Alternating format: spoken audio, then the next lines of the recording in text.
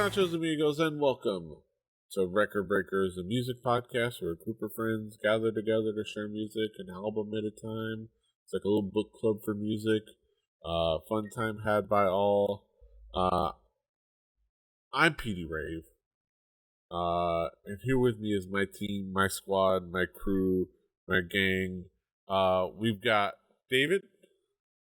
I am picking the Toronto Blue Jays to win the American League pennant. We've got Brett. I think they're on an 8-game losing streak, so I don't know that that's the best choice. Hey, bet low, we win high. Yes. And we've got Drew. People are still yelling about my team's name. Yeah. We're here to talk about music. We're here to talk about an album. We're here to talk about a classic album, an all-time album. The provider of the album is Brett. Brett, what have you got for us this week? Yeah, I'm bringing that thing. It's the one. It's the Rush album. It's the one where they have people on the cover that are moving pictures. Yes. The album Moving Pictures. Yes. The cover's a pun. Yes. Let's talk They're about, so clever. Let's talk about anticipation. Like, no, I really feel like instead of expectations, let's say anticipation. David, how excited were you to get back into a Rush album and talk about it? This is right up there with my It's Thriller review when we reviewed that album on the last episode, where I said, spoiler, I really like it. The first 5 songs on this album are immortal rock history.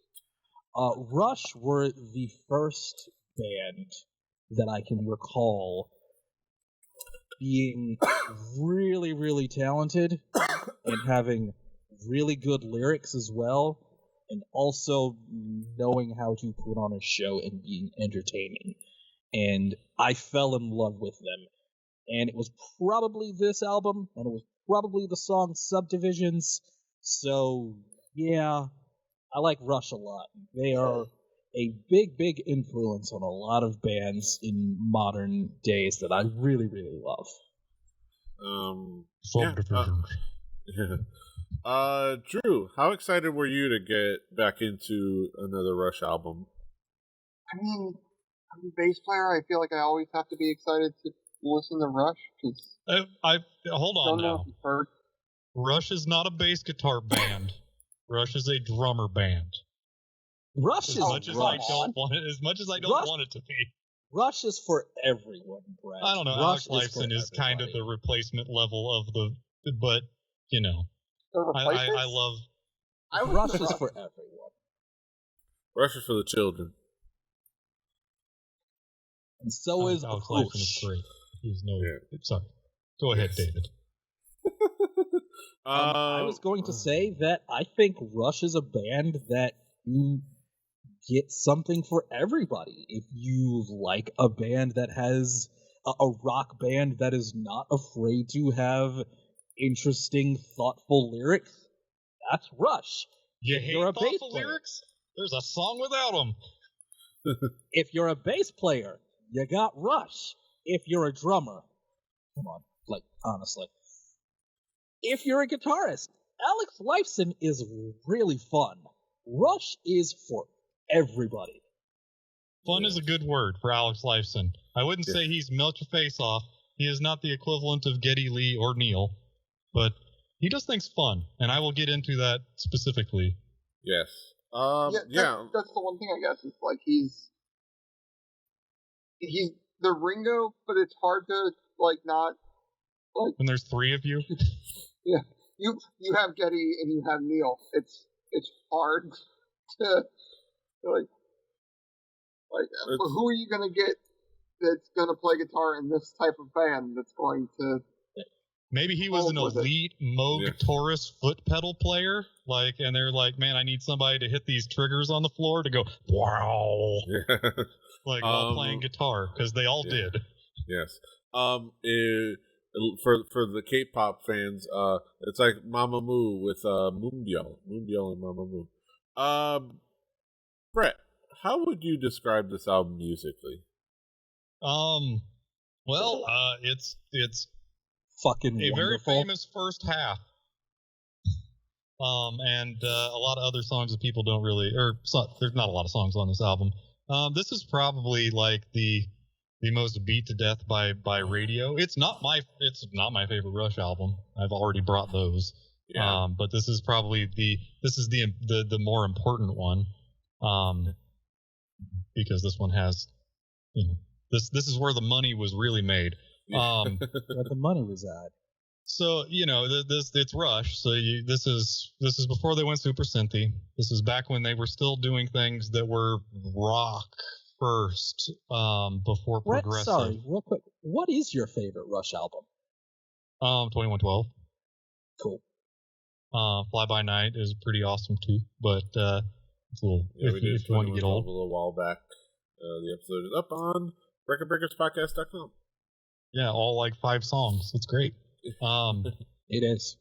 But this is the early '80s, so it's you have the synths and you have the equipment that they would end up doubling down on, and playing guitars with no necks, or no guitars with no headstocks, guitars with no necks.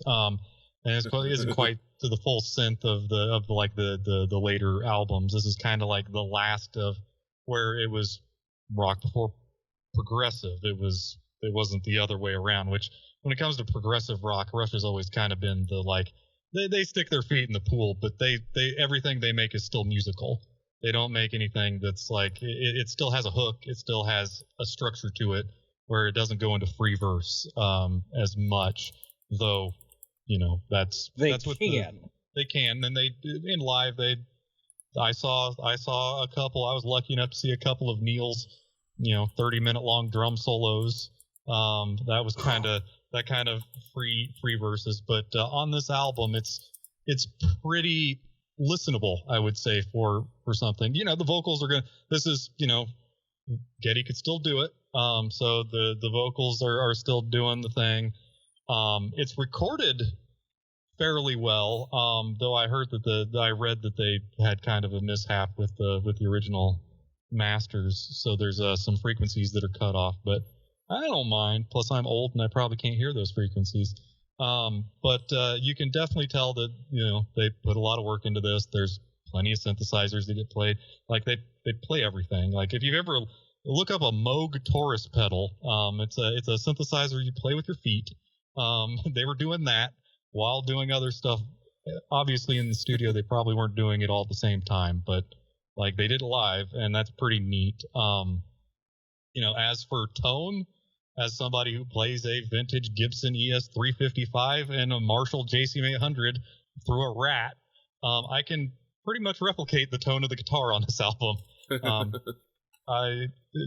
It's of that era. It's still like rock and roll gear, before it went a little spacey and batteries were hooked up to stuff. So that's neat. And it's of the era when drums were recorded pretty well. It's not like a cardboard box that's being beaten in the room next door. There's some of that happened through the 70s. They got better at it. So this is like a pretty great recording where you can hear what's going on. You can tell what's going on. And the songs are pretty tight. Yeah. I remember, this is like speaking like the 70s, I remember when I was doing a school project on to like talk about, it was for like one of the jazz and popular music classes, to like talk about a song. I remember I did a Clash song, and one of the things I would research is how I gotta look up the engineer had to bring in the idea of actually miking up the kick drum, like. Because the other older engineers thought it was weird because I'm like, no, nobody needs to hear that. That's just to keep time. It's like, and it's just amazing how different like miking things were just like a little bit before this. Yeah, it's crazy. Yeah, David, how would you describe this album musically? It is a collection of songs by guys that were really, as the kids say, in their bag at the moment. You could see the creativity kind of coming from all sides between the three of them. Geddy Lee was really starting to figure out what he wanted to do as a synth player and how he was going to bring that to Rush and expand on their sound. Neil Peart was becoming an even more confident lyricist, and he was not shying away from expressing himself that way, even though that's not really a thing you do in rock. He did it anyway, because that's what Neil Peart did. He's going to do whatever the fuck he wants. And it's just a complete fun album. You can hear how much they are enjoying themselves from start to finish. It is, if you are a fan of the heavier side of progressive bands, you will hear the nucleus of that on this album, and it is infectious because there are still hooks and groove and fun that you can really sink your teeth into and have fun with without it completely going off the rails. And it is a wonderful headphone album as well. Mm-hmm. That's for sure. Drew, how would you describe this album musically?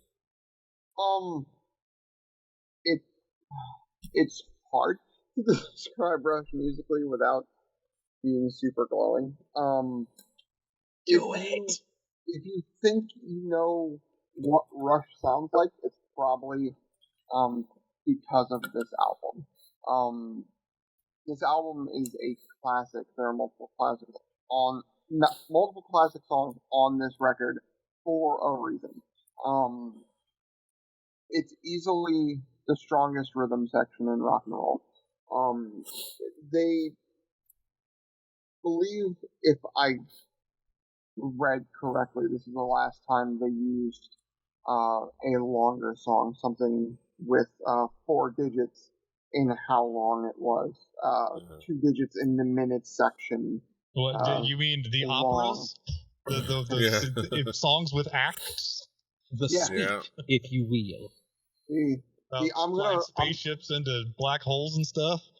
I'm gonna write a song and then I'm gonna travel to a whole nother city and then write the other half of this song when I already wrote the song. Yeah. As you do. As you do. When you gotta balance. I can understand the reasons. But sometimes, come on, you're rushed. Do something with like 3 acts. Come on, guys. But it's, I think, smarter for it. It's smarter for it. It's something that the composition is going to be there. Their Rush. They're playing with time signatures. Geddy got mostly 7/8. Yeah, some 5/4s, some weird shit in there. But this is also Geddy grabbing the Fender. So the tone that you know is Geddy Lee, I think, is more there than was in the past. It's fucking brilliant. It's goddamn moving pictures. Like, what? Like, it's classic for a goddamn reason. It's great. It sounds like fucking space rock and roll. It's awesome. Like, what's... They're just Canadian.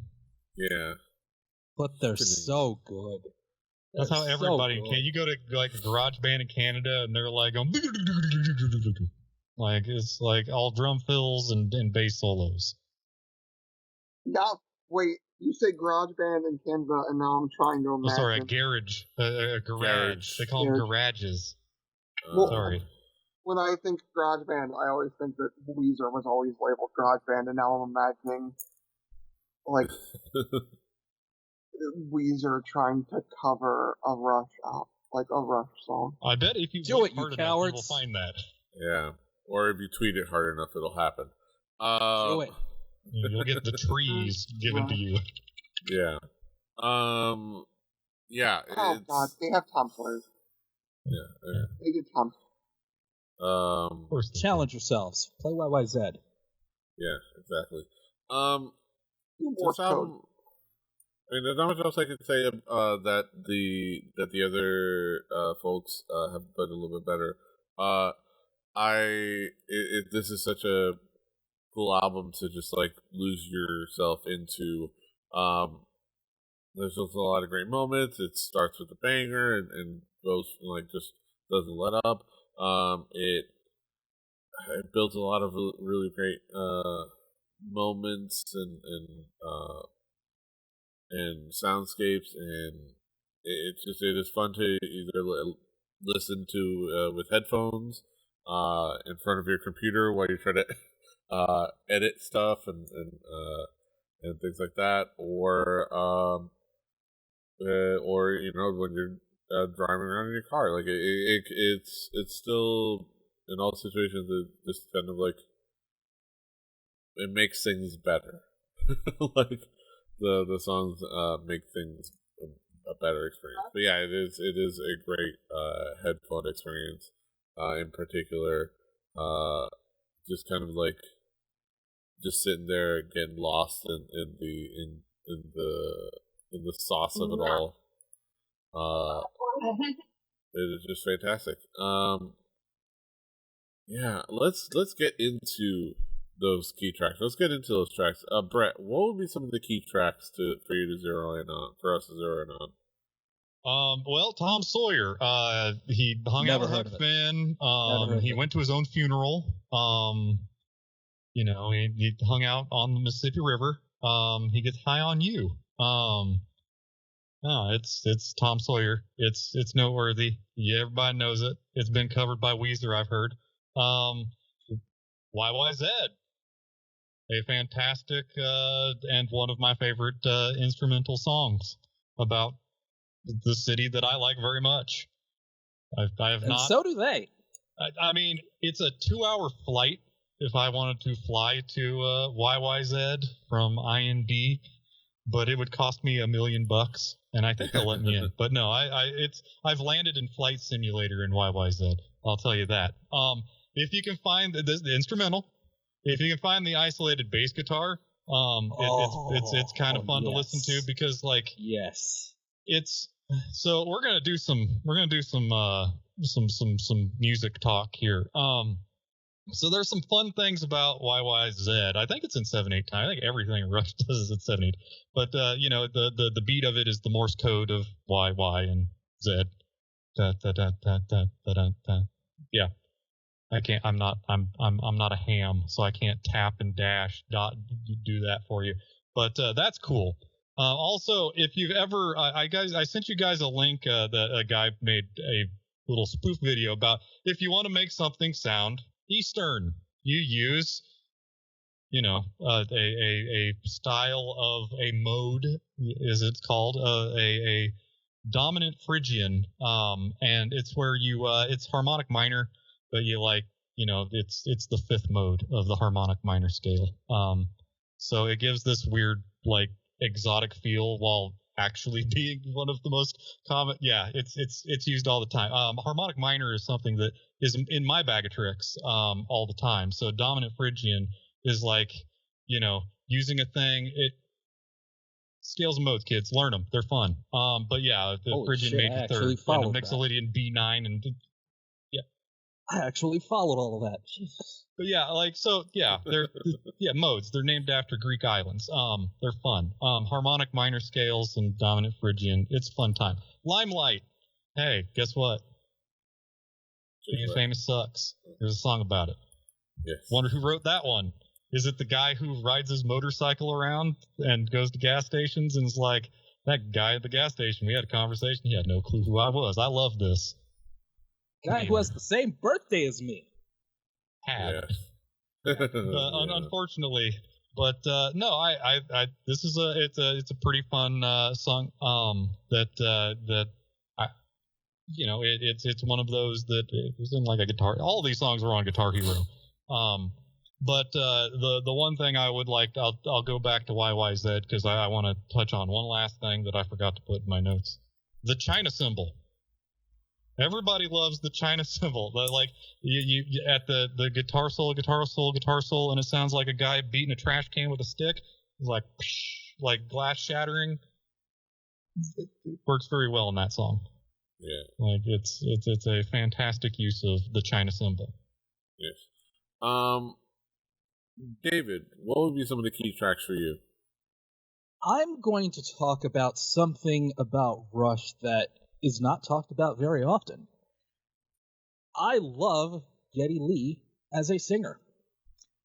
I learned falsetto from the song Red Barchetta. I think that Geddy, on this song, sings it very beautifully. It tells a story about driving around in a car that you're not supposed to be driving around in. Crimes. But I think the bridge in the song where he's saying, "Wind in my hair," where it's a little bit lower than his normal vocal register, it's very, very good. And I love the opening verse. That's one of those songs where I found myself singing just because I absolutely loved the delivery and the vocal melody. And this album in particular, especially Red Barchetta and Limelight, the vocal melodies that Geddy Lee is doing and singing, I absolutely love. And it was this album where I really grew to love and appreciate Geddy Lee as a singer just as much as anything else. Drew, what would be some of the key tracks for you? The space bass of Tom Sawyer, I think, is one of the most brilliant tones of anything ever. Talk about things that aren't always talked about. The lyrics here painting a modern everyman the way they do, with this very like zoomed out tonality to it, I think is really cool. And this, if legend serves correctly, is the pawn shop jazz bass introduction, which is dope. I almost bought the Geddy signature back in the day when I was shopping for basses. So, It's a good one. It is very as good far one. as signature goes, it's a good one. But there was something in me that was like, I should buy the bass model. I shouldn't try to get fancy with it. YYZ, the time signature. Drew. YYZ. Sorry. There you go. Well, they have the Queen on their money, so like we got to talk funny. Yes. But Oregano. That's right, Basil. Basil. Hoser. I need a Garage. what are they? In the double. Bang it on the hub. Should I Yeah, bud. Aubergine. make my aubergine parmesan? Bang it on the hob. Put it under the grill. I'm going to Under the grill. worry Last about name the ever, undercarriage of my First worry. name Brett. I make fun of the way people talk. No, I but was trying to make fun of Drake, but riding through the six with his woes. But he got all the way up on the CN Tower, guys. The song is kind of classic. And it's doing that weird beat in the weird time signature to like create that cool like undulating motion of the music. I think it's smart. And then, like I said before, sometimes, guys, come on. 10-minute songs are cool. And Rush did cool 10-minute songs. Camera Eye is great, and it's sorry, there's a cat in my lap. There's two cities that this so exemplifies so well. In 10 minutes, it's brilliant. It's cool. It's what Rush does best. Yeah. Did best. Yes. Yeah. You guys pretty much touched on the songs. I would say give a shout out to Red Barchetta. It provides a fantastic follow up to on the album to Tom Sawyer. It's a ballad. It actually it tells you a tale. Yeah, it's pretty fantastic. And I like and even like something like Vital Signs does a great job of like capping off the album at the end. It just is a nice little capper at the end. Which is pretty fantastic. Let's bring it back around the horn and talk about some conclusive thoughts. David, what would be your conclusion on this album as a whole? It is one of the best rock albums of the 80s. I would even go so far as to say that it is my favorite rock album of the 80s. As I already said, this is the album where I fell in love with Geddy Lee as a vocalist. I know that's weird. I know that's crazy. But I love him as a singer. I genuinely do. And it was this album. There's not even anything I can really nitpick about it, really. It's well produced. It sounds great on speakers. It sounds great on headphones. The lyrics are good. Everybody's playing really well. Obviously, it's Rush. And when 4 songs on your 7-song album are going to be played on rock radio until the end of time, I think you did okay. Dude, you turn the radio on. I bet you get Canadian radio stations, right? I can, yeah. They have like that law where like a certain percentage of all of their media has to be domestic. That's right. You turn on a radio in Canada, you just wait 5 minutes and push that button, you'll find you a Rush song. It's amazing. it is magical. That's fantastic. Drew. Drew, how would you conclude on this album as a whole? I mean, these guys are like gods of rock. Like,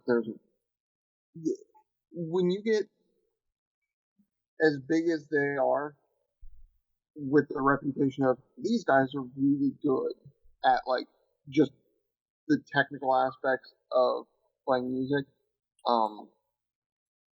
you're in for a treat. Or should I say in for a penny, in for a pound?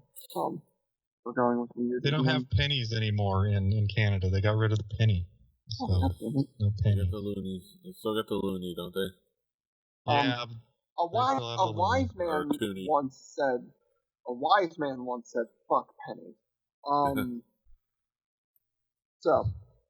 They're good to roll up into a sack and just like beat somebody over the head with it, like a sack of pennies. But they're Canadian. From across high school. They're Canadian. They don't do that. You don't want merchants to win. You need pennies. But this is the album that they kind of got famous on for a reason. It's a classic. If you haven't listened to it yet, what is wrong with you? It's phenomenal. Like, there's nothing else you can say about it besides it's phenomenal. Fucking rough. Fantastic. It's a great album. It's a great band. I think one of the things I'm grateful for is this show for giving me the reason to actually sit down and listen to Rush. Back when we first started to listen to the albums. I think because I kind of was spoiled in my first impression. I don't think I was able to express it back then, but my initial assumption about Rush mainly was that it was boring music for nerds, mainly from my brother, who would tell me that it was boring music for nerds. Close. It's not boring music for nerds. Exactly. It's fun music for nerds. Exactly. I don't know, but it's definitely nerds. Look around here. Look at them. Yeah. Look at us. Look at us. Yeah. Come on now. Look at us. But yeah, I'm glad I was able to dive in and just enjoy, get over that. that thing in the back of my head from when I was younger, and enjoyed these albums. And now, this is a no brainer. These are legends for a reason. This is a legendary album, and if you haven't got a chance to check it out, at least check it out. It's good homework. It's good homework for your fundamentals of music history. I think it's worth a shot. Worth listening for, setting yourself up into understanding a big part of rock music history, and worth your time. Yeah, the Brett, what would be your conclusion on this album as a whole? I think there are entire documentaries written about the production of this album. If you want to hear about that stuff, go there. I should have probably put that up front. But this is like, we are not coming to you with anything you couldn't have found out yourself. It's this album. It's by these guys. And yeah, if you're into it, guess what? You're a nerd too. Sorry to break it to you. Welcome. Yeah, it's this isn't the nerdiest of them. So if you want to go deeper, you can learn all about those spaceships that fly into other dimensions. Should I bring a Yes album? I mean, Yes is a good time. Like there are ways to be nerdier, but this is the one that you will get on the radio. I mean, you'll hear Roundabout every now and then on the radio, but like especially now. Yeah, Roundabout all the time. Yeah. You'll hear Roundabout on TikTok. Oh, I think I imagine. All I know is that people are doing 15-year-old Eminem songs and about putting gerbils in your butts, and I think that's a turn I didn't expect. JoJo memes and all that. JoJo memes. Do I have to stand all funny like? Yes, you do. Yeah. Yeah. Maybe I'll bring some. I don't have the right camera. Maybe I can bring some Van de Graaff generator. Yes. Yes. It's been a while since I brought some deep prog. Yes. Yeah. Which I want to be mad about not being able to search Dio without getting that crap. Can I say that? Can I say that out loud? Absolutely. I want to look up Ronnie James. Get out of my search window. Yes. Via con Dio. That's still terrible, Petey. Yes. I still love it. And that's why I love doing it, because it's terrible. It gets it. Yes. Let's get down to the main event of the evening, the moment we've all been waiting for. The haiku reviews, where we do it all with the 575. Some are all up in poetic form. Let's get down to the nitty gritty. Haiku numero uno. David, what is your haiku? Brett, thank you for this. Undeniably brilliant. Canucks best export. Yeah. Drew, what is your haiku? The Gods of Prog Rock with their most popular work. Easy to see why. My haiku. One of the show's faves. Always worth taking a look. All-time great Canucks. And last but not least, Brett, what is your haiku? I'm going to do this one in Quebecois. So, no, that's not at all. It's one of the best by one of the best at it. They had a good run. Mm-hmm. Yeah. Those are our thoughts on Rush's moving pictures. We'll be reviewing the seventh inning stretch song "OK Blue Jays" next. Get a hat and a bat. That's a Patreon exclusive reaction video. No, OnlyFans exclusive. Got a diamond. Only cans. You got 9 men.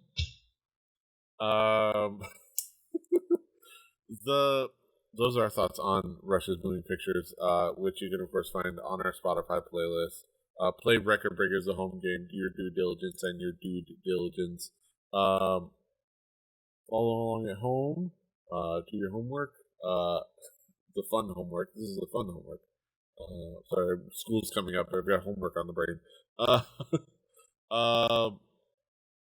Yeah, on that Spotify playlist, on that Spotify playlist will be next week's record, and that'll be provided by Drew. Drew, what do you got for us next week? Well, I decided to go with something. I was introduced to this band thanks to a person over at Ska Tune Network. It was on one of his playlists, new ska music by new ska artists. Something that's more recent. There's always this like joke in the ska community that it died in like 2004. That's of course never true. The punk's dead sort of meme is always the No, thing, right? punk's been dead forever. We agree. We went to that funeral. Like, we were there. It's dead. ED. So I wanted to bring in a semi-new album released last year. It's Can't Complain from Kill Lincoln. Mm-hmm. Pick it up. Pick it up. Pick it up. This is an album that I saw, Jer, I saw they recommended this. Jer recommended this, and I was like, I had my eye on it as well when they recommended it. And it's gonna be cool to talk about. It's always cool to like remind people that particularly ska, but in particularly a lot of different genres. There's a lot of great artists out there. These genres that people assume are dead or bad or like progressive rock. Exactly. But yeah. Go ahead and be sure to check that out on our Spotify playlist. But that's it. But that'll be next week, and this is this week. And starting next week, we're gonna have a last couple of episodes for Brett. Brett is gonna be going on assignment. Mainly, he's just bowing out of this show. We're still stuck with him for D&D and space trucking, but I'm clicking on LeBron James in Skype to show my how much I want. Yes. I wish I could have LeBron James, the cartoon character, jump across the screen and dunk thumbs up at this. Yes. But well, just as a heads up, I imagine Berg will have more thoughts later when he has time to prepare. But I have an ungiven thought about Glassjaw, but you'll have to wait until the end to hear it. Exactly. Yeah, that's it for us today. Be sure to check us out all over the internet. David is at Call Me DJM. Brett is at Hibbity Bibbert, HIPBITYBIBBRD. Drew is at Extrusive for X. I'm at PD Rave. The show's at 4 Record Breakers. That's the number 4 Record Breakers. RecordBreakersPodcast.com. RecordBreakersPodcast@gmail.com. Rebelly.net for this and other shows. Rebelly TV on Twitch, as well as YouTube. Be sure to check us out on Twitch. We stream every week. I stream at least 4, sometimes 5, depending on how the games I'm excited about that I might check out. But yeah, we do Dungeons and Dragons with Through the Tomes. We do Record Breakers, this show right here. We do Space Trucking. Right now we're playing Starbound. Some good times there. I do PD Plays Fridays. Right now still going through Mass Effect. Absolutely having a blast with Mass Effect 1. If you're watching this live, I will be finally, after doing one mission, hopefully, depending on how long that other mission takes, I will finally be diving into Vermeer and getting into the end game. Exciting stuff. But be sure to check it out. Like, share, subscribe to YouTube, follow the channel, Twitch. Until next time, hasta los ojos. Toodaloo.